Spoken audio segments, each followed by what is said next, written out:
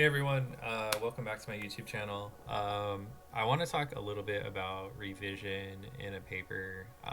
One of my sort of official, unofficial steps of writing a paper for my students is revising their paper, right? So I have this step where kids have to go through and sort of change their paper based on, the things they did. I find that oftentimes students wait until the very, very, very last minute. This step usually doesn't get done, and I usually assign it as a after the fact sort of thing. But I did want to record a sort of quick video that was talking about this step, the things that we should be revising for, and why revision is so important. So when you first open this, it says, name. Um, Given that Google exists now and your name is stamped on everything, you don't really need to fill that out. But when we used to print these and stuff like that, it was more important, right? So it says copy and paste your introduction. So let's actually go back to step two, where we have our introduction. It's down here. So we're gonna pick that up. Go to step five, and we're gonna paste it right here. So that's the original version of our introduction. I also would encourage students just to look neat and responsible. Get rid of this extra space, you know? It's like when a kid uses a sentence frame and leaves those lines in there, it looks terrible, right? So that's the first iteration of our intro, right? And then what we want to do is we want to paste it again down into the green box, which is going to be our box that is green lighted to be used in our paper, right? So here is where we can begin making changes. That way I can see what your intro was before and I can see what it became afterwards, right? It gives you a couple tips like, is the essay topic clear? Is there a clear claim or thesis? Do you include your initial reasonings why your claim is true, right? I would also add to this, and honestly, I'll just add it right now. Do you mention the author and title of the story? Because there are times when students don't do that, right? And it's extremely important because otherwise you have no idea what this essay is supposed to be about. Um, so here's where I might make changes, right? Let me see if I can find any mistakes just by reading this out loud. People should live in the moment and help others because life is suffering and inevitably we are all carrying a heavy burden. Oh, I kind of mentioned that in my conclusion actually, so that's good. I say, however, comma, in the story, The Mask of the Red Death, comma, by Edgar Allan Poe. Uh, Actually, in the story, The Mask of the Red Death by Edgar Allan Poe, no comma there. I was correct to begin with. The author describes a very different situation. The story has a main character named Prospero. Whenever we insert a who statement to clarify who this person is, we actually should put uh, commas around it. Named Prospero, who is a prince of a country under siege by a plague called the Red Death. Uh, oh. Mm, yeah, we don't need to actually put that there because we're ending with that who statement. But if it was in the middle of our sentence, we would have to put another comma there. The Red Death. This ultimately, inserting so commas on both sides, becomes problematic in the text because Prospero, inserting Prospero, commas on both sides, the leader of the people, inserting the leader of the people, commas on both sides, decides to throw a party or masquerade in the walled abbey, a walled abbey, to avoid the plague. But the plague ends up killing Prospero and all of his people by the end anyway. Um, I don't think I need this anyway here. I'm just gonna actually take that out. Just leave it by the end. In the story, Poe suggests that no one can escape death, and trying is an endeavor in futility. All right. Trying is an endeavor. Yep, that's a compound sentence. This is seen in the story through the revel, the symbol of the clock, and the character Prospero. If this is true, then people should do their best to help others and seize a moment to truly live life to its fullest. I'm actually add to that because of the kind of conclusion that I came to. It's not just to live life to its fullest, but it's also to alleviate the suffering of others.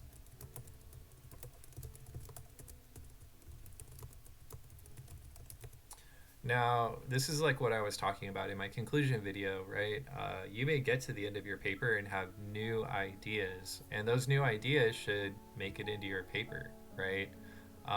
Going back and looking at my intro now, I go, man, I should preview that in my introduction so that when it gets to my conclusion, it will make sense, right? So, very few changes that I had to make here. Now, if you guys were doing the essay process and let's say you didn't put quotation marks around the Mask of the Red Death, short stories get quotation marks around them, right? You might get to this step, you might go, oh, I need to do this, right? To fix it. You know, if you don't know how to put the title of the story, Google is a powerful thing. I would suggest you look it up. I have a lot of kids that will italicize things that shouldn't be italicized or underline things, which you absolutely should never do if you're typing online. Because an underline is actually a symbol to the editor to italicize the text. So imagine you were handwriting it, you draw that underline. When it would go to print, they would see that underline, and that would be a note to the editor to go, oh, let me use the italic font when I press this or, you know, send it out, right? So that's how that works. Then, you know, you go through, you paste your other paragraphs, and then revise them, and then you're essentially done. There are hints for these too.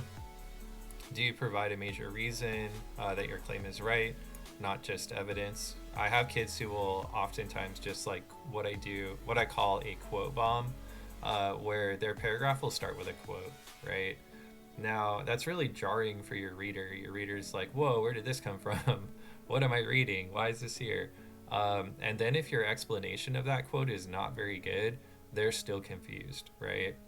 It says, do you have evidence cited properly? You can easily check that. Citation is one thing that I grade on papers every time, and it's an easy way to do well or to do poorly. It says, do you elaborate on the evidence using literary devices? So this is again asking you to double check to make sure that you don't just ramble and say a bunch of stuff that is not related to the author and what they're doing. And it says, does your support paragraph bring the evidence back to the claim, right? Again, another check to make sure that you're not rambling, that you're actually being purposeful with your discussion of evidence, right? Down here says, do you review the thesis? Do you review your reasons? And do you ask a so what, have a so what statement at the end, relating this to the real world, right? So again, just a final check to make sure that you do those things right here. These are the same instructions that you would see in step 4, but for revision, it's nice to have them here just to look at, okay? Now, at the end, what you're gonna do is you're gonna take all of your green paragraphs, right? Here, and then here, and you're gonna paste them together in a document, right? Now, I could create another video on that for MLA, but I guess the way I would do this is I would just go here, not that account. I would just go to docs, create a blank doc. Now there is an MLA format document thing on here. Yeah, report MLA if you see. But I would not use that. I would encourage you not to use that. And the reason is that you'll never learn the format if you are constantly using it, right? Now, there will be times in college where you will have to write a paper in the moment by hand in a class for a final, right? And you will not have access to all these tools. You'll be expected to understand and know how these formats work, right? So MLA is essentially your name, professor's name. It's going to be your class, and it's going to be the date, right? You're going to skip one line, and you're going to put your title, This is going to be centered like that. Drop down one line, go to the left, indent, and then you're going to start typing your essay out. Well, or, paste your introduction. So for me, I could just go here.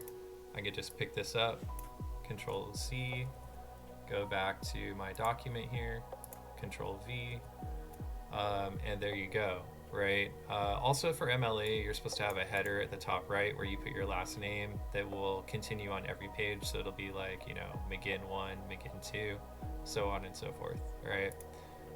Again, I'm confused why, what is Google's beef? Consider changing to because Prospero. Because Prospero, the leader of the people. No, I'm correct. Forget you. I'm just gonna ignore that. And Google always telling you how to be, right? Then you would hit enter, you would hit tab, and you would pick up your next paragraph, right? And you would paste it. One thing I find that kids do occasionally is they paste all their stuff together and then they don't remember to hit tab for their paragraphs, and I have no idea where their paragraphs begin or end. This is extremely confusing to read. It also affects your organization grade. So if you're not organizing your paper in a way that makes sense and it doesn't follow MLA format, your grade actually goes down, and it's a 2-second fix, so you should not lose those points for no reason. All right.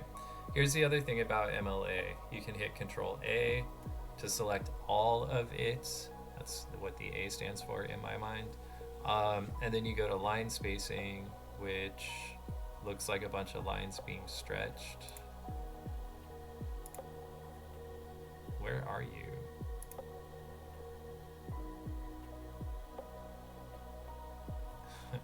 It's usually like right here. Oh, here we go. All right, so line spacing, Control A, select all of it, line spacing, double. All right. MLA format is always double spaced. It is always Times New Roman or Arial. Now you will notice that there is a problem with my paper right now. And if you don't fix this on your paper, you will actually lose points, okay? So this title, name, professor's name, is that the same font as this? So Times New Roman, Arial, right? Now, at least this time, they're both acceptable fonts, but you can't have a mix of font, right? So these all need to be one or the other. I'm gonna actually select Times New Roman because it's one of my favorite fonts, as much as people hate me for that. And the other thing is that everything should be 12-point font. I think I saw that this was 11. Yeah, you notice that, 11. And on your paper, I will actually highlight certain stuff to check the font size, and then I'll highlight other stuff to check if it's different, all right? Especially because some of this is stuff I can see with my eye. Like, I can tell that this is smaller, right? So again, just Control A, change the font to 12, all right? Just type or click on 12, and it will all be the same, all right? So that's just a little bit about MLA. It doesn't address things like in-text citation, but I do talk about that in step 3. So, I have other videos that are on MLA. If you guys need an MLA video, it's in my playlist under coursework or something. You can find an MLA video. There are also probably just tons and tons of them online. But that's the only thing that I would do as a final step is go through, revise your paper. Again, revision is where real writing happens, right? Because revision is where you're reflecting on what you've said and trying to make sure that it's the best thing that you could possibly say. If you wait until 30 minutes before a paper is due, you can't revise it. It will be unrefined, for lack of a better word, garbage that just comes out of your head and is spewed onto the page in desperation, trying to meet the deadline. I've done it in college. It has not panned out well. You shouldn't do it. And now's a great time to learn. Don't procrastinate, right? Just try not to. Also, if you get your paper to me a day before it's due, there is a good chance that I will look at your paper, I will give you some feedback so that you can get a better grade on it. And I just simply can't do that if you're crapping out your paper 30 minutes before it's supposed to be turned in. All right. So, also, let's be real, a lot of your stress will go away, right? If you are working on these things, when I say work on them, instead of waiting until the last minute. All right. So again, thanks for watching. Hopefully this video was helpful. Hopefully it provided you some reasons to revise, some reasons to, not just do something last minute. Because I really care what you guys think. I really care about how your papers come together because it's my clearest view of where you are in the class. It's my clearest view of what you know and don't know, right? The other assignments are so short that I don't get to see a full thought process happen, right? And your paper is like a very well developed thought process. I know that you guys don't like that, but I absolutely love reading your papers, right? That's why I read every single word of them, which I also know that at times you guys don't like because you just wish I would look at it and be like, oh yeah, it looks like a B or something. But I don't. So you're gonna have to deal with it. But yeah, thanks again for watching. If you found this helpful, like, comment, subscribe. Talk to me about revision. Ask me about grammar or any of those things. Be happy to help you. Email me, Google Classroom, or catch me on Zoom. And thanks again. And until next time.